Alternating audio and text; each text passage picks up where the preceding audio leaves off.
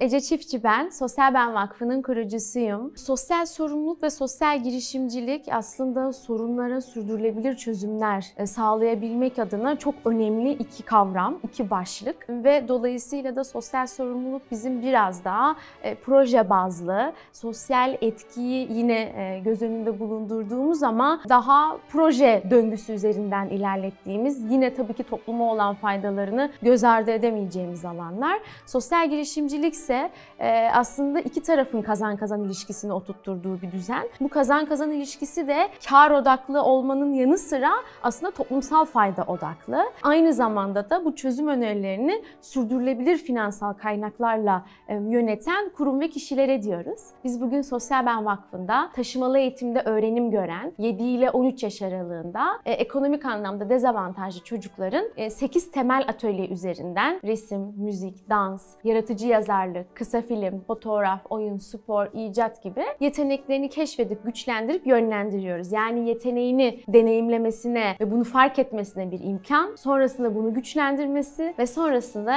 kendi ve ebeveynleri de arzu ediyorsa bunu bir kariyere dönüştürmesinde rehberlik ediyoruz. Köy enstitülerinin modern halini yapıyoruz diyebiliriz. Birçok sosyal sorumluluk projesi var. Herkes bir şekilde bir şey yapmak istiyor. Kurumlar, bireyler. Bence burada en önemli sorgulamamız gereken şey gerçekten sosyal etkisini karşılıyor mu? Çünkü sosyal sorumluluk projeleri dönemsel, anlık olmasının ötesine geçmesi gerekiyor ki etkiyi görebilelim ve etki yaygınlaşarak derinleşsin. Sosyal yatırımcılığı konuştuğumuz bir noktadayız dünyada. Z kuşağıyla birlikte, benim de bir parça ucundan yakaladığım o kuşakla birlikte Türkiye'de bu işleri hızlandıracağımıza inanıyorum. Bence başarının sırrı başarısızlığı kabul etmek ve başarıyla başarısızlığı el ele tutuşturmak. Bir takım arkadaşı yapabiliyor olmak. İkincisi gerçekten çok çalışmak. Çok inanmak belki de. Yani benim için çalışmanın en büyük motivasyonu çok inanmak. O yüzden de ben hep şey diyorum. Yani yan komşunun, kızının, oğlunun yaptıklarına göre bir kariyer planı yapmayalım. Biz kendi yolculuğumuzu kendimiz tasarlayalım. O okulda okumuş olabilir, o bölümü okumuş olabilir, o şirkette çalışıyor olabilir. Ama herkesin hikayesi parmak izi gibi birbirinden ayrı ve özel, biricik yani. Dolayısıyla bence bu başarının sırlarından biri.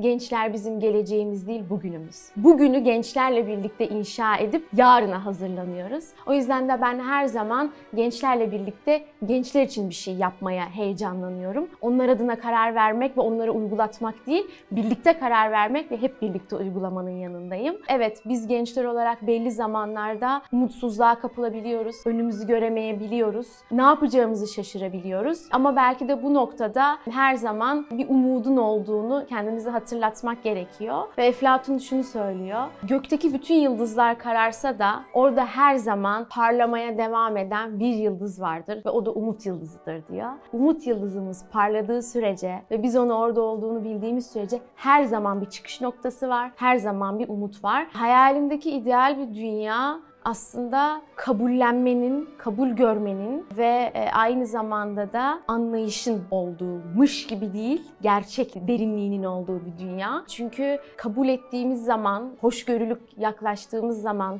daha anlayışlı olduğumuz zaman sadece o durumu iyileştirmiyoruz. Aynı zamanda resme daha objektif bakabildiğimizi düşünüyorum. Güzel duygular kadar negatif duygular da bir değer taşıyor. Negatiflik de bir değer. Ama kabul verdiğimiz zaman ve sıfır noktasında durduğumuzda bütün durumların artı ve eksilerini görebiliyor, kabul ediyor ve ona göre hareket ediyor oluyoruz. O yüzden bu benim için bir kabul vermek. Böyle bir dünya hayal ediyorum. Ayrıştırmadığımız, birleştirdiğimiz, kendi hikayelerimizi yazıp oynadığımız ve bundan özgür olduğumuz, kendi adımıza kendimizin karar verdiği bir dünya. Sosyal Ben'den bu kadar bahsetmişken bize nasıl destek vereceğinizi anlatmadan geçmek istemiyorum. Dolayısıyla Sosyal Ben Vakfı'nın dünyanın neresinde olursanız olun gönüllüsü olabilirsiniz. Türkiye'deyseniz normal gönüllülük sürecine başvurabilirsiniz. Yurt dışındaysanız e-gönüllümüz olabilirsiniz. Dijitalden bize gönüllülük faaliyetlerine destek verebilirsiniz.